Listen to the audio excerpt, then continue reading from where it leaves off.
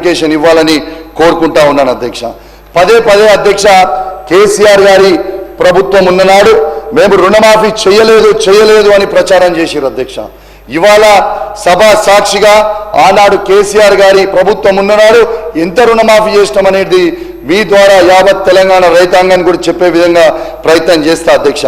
ఇవాళ దాదాపు ఫస్ట్ విడతలో అధ్యక్ష 35,31,000 మంది రైతులకి 16,144 కోట్ల రూపాయల రుణమాఫీ చేసినాం అధ్యక్ష. రెండో విడతలో 22,98,000 మంది రైతులకి 13,000 కోట్ల రుణమాఫీ చేసినాం అధ్యక్ష. ఈ రెండు కలిపితే ఇవాళ కేసీఆర్ గారి హయాంలో 29,114 కోట్ల రుణమాఫీ బాజాప్తు చేసినాం అధ్యక్ష. వీళ్ళు చెప్తున్న 20,616 కోట్ల కంటే మేము కేసీఆర్ గారి ప్రభుత్వం 29,000 కోట్ల 144 చేసిందని ఈ సభ సాక్షిగా నేను చెప్తా ఉన్నాను అధ్యక్ష. మీకేమైనా అభ్యంతరం ఉంటే గౌరవ మంత్రివర్యులు తర్వాత రిప్లైలో చెప్తారు, దాంట్లో మీరు ఇందాం అధ్యక్ష.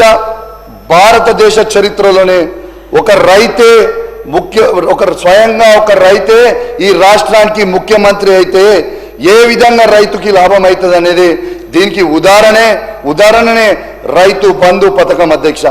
ఇలా భారతదేశ చరిత్రలోనే ఎంతో మంది ముఖ్యమంత్రులు ఈ భారతదేశంలో అయినారు, కానీ ఏ ఒక్క ముఖ్యమంత్రి గారికి కూడా ఇలా రైతుకి పెట్టుబడి సాయం చేయాలని ఒక్కరికి కూడా ఆలోచన రాలే అధ్యక్ష. స్వయంగా మన కేసీఆర్ గారే రైతు కాబట్టి రైతు కష్టాలు కేసీఆర్ గారికి తెలుసు కాబట్టి ఇవాళ ఏ రైతు కూడా ఊర్లో ఉన్న పెద్ద సౌకారు దగ్గరికి పెట్టుబడి కోసం పోవద్దని, ఊర్లో పెద్ద మనుషుల దగ్గరికి పెట్టుబడి కోసం పోవద్దని ఒక గొప్ప ఆలోచనతోని ఇవాళ రైతు బంధు అనే ఒక పథకాన్ని మొదలుపెట్టి అధ్యక్ష ఇవాళ ఈ తెలంగాణ రాష్ట్రంలోనే 65 లక్షల మంది రైతులకి 73,000 కోట్ల రూపాయలు ఇవాళ స్వయంగా రైతు అకౌంట్లో వేసింది కేసీఆర్ గారి ప్రభుత్వం అని చెప్పక తప్పదు అధ్యక్ష. దీనికోసము ఏ రైతు కూడా ఎక్కడ కూడా ఎంఆర్ఓ దగ్గర దరఖాస్తు పెట్టుకోవాల్సిన అవసరం లేకుండే, ఏ పైరవికారు దగ్గరికి పోవాల్సిన అవసరం లేకుండే, హైదరాబాద్ సెక్రటేరియట్లో కేసీఆర్ గారు బటన్ ఒత్తితే టంగ్ టంగ్ టంగ్ టంగ్ అని రైతు అకౌంట్లలో డబ్బులు 73,000 కోట్ల రూపాయలు ఇప్పటి వరకు పడ్డాయని చెప్పక తప్పదు అధ్యక్ష. నేను మాట్లాడిన తర్వాత రిప్లైలో మంత్రి గారు మాట్లాడతారు, మీకు మేము డిస్టర్బ్ చేయం, మీరు మాకు డిస్టర్బ్ చేయకుండా. అయితే అధ్యక్ష ఇంకోటి కూడా ఆలోచన చేయండి అధ్యక్ష.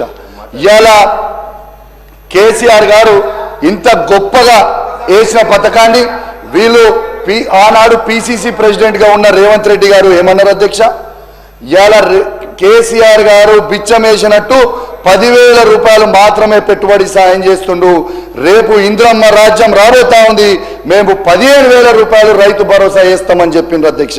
ఇప్పటిదాకా తను ముఖ్యమంత్రి అయిన తర్వాత ఇప్పటిదాకా అది 3వ సీజన్ అధ్యక్ష. ఫస్ట్ 2 సీజన్లు ఎగ్గొట్టిరు అధ్యక్ష. ఈ 3వ సీజన్ అధ్యక్ష 15,000 ఇస్తామని చెప్పి కేవలం 12,000 రూపాయలు మాత్రమే ఇస్తామని ఇవాళ సనాయనొక్కులు నొక్కిర్రు అధ్యక్ష. మరి ఇవాళ నేను ఒక్కటే అడుగుతా ఉన్నాను, ఈ 65 లక్షల మంది రైతులకి రేవంత్ రెడ్డి గారి ప్రభుత్వము ఒక్కొక్క ఎకరానికి 17,500 రూపాయలు బాకీ ఉన్నారని చెప్పక తప్పదు అధ్యక్ష. ఖచ్చితంగా వేయాల్సిన అవసరం ఉన్నదని తెలియజేస్తా ఉన్నాను అధ్యక్ష. అదే విధంగా అధ్యక్ష ఒక్కసారి మీకు చెప్తాను అధ్యక్ష, ఇలా రైతు బంధు వీళ్ళు పడ్డది అని చెప్తా ఉన్నారు అధ్యక్ష. నేను చెప్తా ఉన్నాను అధ్యక్ష, నా నియోజకవర్గం హుజరాబాద్ నియోజకవర్గంలో మీకు చెప్తాను అధ్యక్ష, వీణవంక మండలం వీణవంక గ్రామంలో అధ్యక్ష శ్రీదేవి గారు వైఫ్ ఆఫ్ గణేష్ 3 ఎకరాల 4 గుంటలు ఉన్నది అధ్యక్ష. వాళ్ళకి కనీసం ఏడాది దాకా కూడా రైతు బంధు పడలేదు అధ్యక్ష.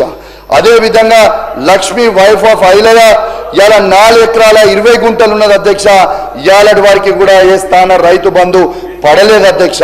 ఇవాళ చెల్పూర్ గ్రామంలో అధ్యక్ష రాజేందర్ అనే ఒక పేద రైతు ఉన్నాడు అధ్యక్ష. ఆయన కేవలం 2 ఎకరాలు మాత్రమే ఉంది అధ్యక్ష. తనకి కూడా ఇవాళ దాకా రైతు బంధు పడలేదు అధ్యక్ష. ఇది చెప్పింది నేను వాస్తవం అధ్యక్ష. ఇంకా చెప్పాలంటే చాలా మంది ఉన్నారు, కానీ టైం సమయం వల్ల కట్ డౌన్ చేస్తున్నాను అధ్యక్ష. ఖచ్చితంగా ఈ ప్రభుత్వం దయచేసి మీరు మొన్న కూడా ముఖ్యమంత్రి గారు జనవరి 26 తారీఖున ఇవాళ రైతు ఫోన్లల్లా టకీ టకీ టకీ అని మోగుతుంది, మొత్తం కూడా 12,000 రూపాయలు తెలంగాణలో ఉన్న 65 లక్షల మంది రైతు అకౌంట్లో పడతాయని చెప్పిండు అధ్యక్ష. మళ్ళీ ఏమైందో ఏందో తెలియదు అధ్యక్ష. కానీ మరి జనవరి 26 అయిపోయిన తర్వాత ఇవాళ మార్చు 21 22 వచ్చినాం. ఇవాళ ఒక్కరికి కూడా పడలేదు నా నియోజకవర్గంలో పూర్తిగా అని చెప్తా ఉన్నాను. మళ్ళా ముఖ్యమంత్రి గారు చెప్పారు అధ్యక్ష, మార్చి 31 రోజు లోపల చేస్తా అన్నారు. కానీ ముఖ్యమంత్రి గారు ఏ సంవత్సరం అని చెప్పలే కదా, 2025 అన్నారా 2026 అన్నారా తెలియదు. కాబట్టి ఇవాళ దయచేసి ముఖ్యమంత్రి గారిని నా చేతులు జోడించి మరీ కోరుతా ఉన్నా, రైతులందరూ కూడా పెట్టుబడి కోసము ఎదురు చూస్తా ఉన్నారు. దయచేసి వాళ్ళకి 15,000 రైతు భరోసా మీరు వేయండి. దీంట్లో రాజకీయం వద్దు, నేను రాజకీయంతోనే మాట్లాడుతున్నాను అధ్యక్ష. వాస్తవంగా చెప్తా ఉన్నా, రైతుల ఆవేదన రైతుల బాధనే నేను కేవలం చెప్తున్నా తప్పితే ఇలా ఎటువంటి రాజకీయం చేస్తలేను. రేపు వేయకపోతే మాత్రం రాబోయే కాలంలో మీకే నష్టమవుతుంది. మీరేదో లొలిపెట్టాలని లొలిపెట్టి పెడితే మాత్రం తప్పకుండా మీకే నష్టమవుతుంది. కాబట్టి ప్రతి రైతు గురించి మీరు ఆలోచన చేయండి. మీ నియోజకవర్గాలలో మీకు రైతు బంధు అనేది రైతు భరోసా అనేది పడ్డదా ఒక్కసారి మీ గుండె మీద చెయ్యేసుకొని మీ ఆత్మ విమర్శన చేసుకోవాలని మీ ప్రతి శాసనసభ్యుని నేను కోరుతా ఉన్నాను అధ్యక్ష. బోనస్కి వస్తా అధ్యక్ష. పంట బోనస్ పెద్ద బోగస్ అయిపోయింది అధ్యక్ష. వీళ్ళ మేనిఫెస్టోలో వీళ్ళ మేనిఫెస్టోలో బోగస్ అని అంటే నీ దగ్గర ఉండే రైతులను పోయి అడుగు, సన్నవడ్లకు డబ్బులు పడ్డాయా లేదా. మీరు ఇక్కడ హైదరాబాద్ తిరుగుతున్నట్టుంది రైతులతో సంబంధం లేకుండా. కాబట్టి బోనస్ ఇస్తామని బోగస్ చేసింది మీరు. మీ గవర్నమెంట్లో సన్నవడ్లు పండిస్తే వరేస్తే ఉరే అన్నారు, తర్వాత బోనస్ ఇస్తామన్నారు.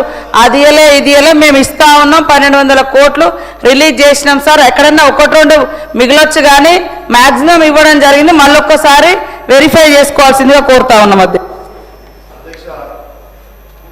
అధ్యక్ష. గౌరవ మంత్రివర్యులు గారు ఈ మధ్య ఎక్కువ హైదరాబాద్ ఉంటున్నట్టురు, ములుగుపోతలేనట్టురు. వారికి కొంచెము సమాచారం లోపం ఉన్నట్టుంది అధ్యక్ష. ఇవాళ నేను అన్నది ఏంటి అధ్యక్ష, ఇవాళ పంట బోనస్ పెద్ద బోగస్ అని ఎందుకు చెప్పిన అధ్యక్ష అంటే, వాళ్ళ మేనిఫెస్టోలో 10 రకాల పంటలకి మేము బోనస్ ఇస్తామని చెప్పారు అధ్యక్ష. మరి 10 పంటల రకాలకి ఎక్కడిచ్చిరు బోనస్? దొడ్డువాట్లకి మీరు బోనస్ ఇచ్చిండ్రా? మీరు చెప్పిన 10 రకాల వాళ్ళకి బోనస్ ఇచ్చిండ్రా? దీనికి జవాబు చెప్పాలని నేను కోరుతా ఉన్నాను అధ్యక్ష. చివరకు సన్నలకు మాత్రమే పరిమితమై చేసి సనాయ నొక్కులు నొక్కిరు తప్పితే అది కూడా పూర్తిగా ఇవ్వలేదు. నా హుజురాబాద్ నియోజకవర్గంలోనే ఎగ్జాంపుల్ చెప్తా ఉన్నాను అధ్యక్ష. ఇంకా పెండింగ్ బోనస్ రాక రైతులు చాలా ఇబ్బంది పడతా ఉన్నారు. దయచేసి ఇది రాజకీయ విమర్శ కానే కాదు, నాకు కింద రైతులు చెప్పింది మాత్రమే. వాళ్ళ గొంతుకగా నేను అసెంబ్లీలో మీకు చెప్తున్నా తప్పితే ఎవరిని విమర్శించడానికి కాదు, ప్రభుత్వాన్ని అసలే విమర్శించడానికి కాదు. నేను కేవలం ఏమైనా ఉంటే గిట్లా మీరు సరి చేసుకోండి అని మీ మంచికే చెప్తున్నా తప్పితే నేను మిమ్మల్ని విమర్శించడానికి కాదు అని చెప్పి సందర్భంగా తెలియజేస్తా ఉన్నాను అధ్యక్ష. ఈ ఇంద్రమ్మ ఆత్మీయ భరోసా కింద రైతు కూలీలకి 12,000 చెల్లిస్తామన్నారు అధ్యక్ష. బారాన మందికి ఎగనామం పెట్టి చివరకు చారాన మందికి కూడా ఇవ్వడం లేదు అధ్యక్ష. ఇది వాస్తవం గ్రౌండ్గా. ఇలా వ్యవసాయ కూలీలకు భరోసా ఇస్తామని కానీ బడ్జెట్లో ప్రస్తావన కూడా లేదు అధ్యక్ష. పంట బీమా అన్నారు, 15 నెలలు పంట బీమాలో లేక రైతన్నలకు ధీమా కరువైందని చెప్పక తప్పదు అధ్యక్ష. మొత్తంగా రైతన్నల విషయంలో ముందు దగా వెనుక దగా కుడి దగా ఎడమ దగా అన్నట్టు కాంగ్రెస్ తీరు. రైతులందరికీ రుణమాఫీ బోగస్, అన్ని పంటలకు బోనస్ బోగస్, పంటల బీమా బోగస్, రైతుల భరోసా ఎకరానికి 15,000 బోగస్. అడుగడుగున మోసం చేసిన కాంగ్రెస్ రైతు వ్యతిరేక ప్రభుత్వం అనిపించుకుంటా ఉన్నారు అధ్యక్ష. ఎన్నికల ముందు అరిచేతిలో వైకుంఠం చూపించి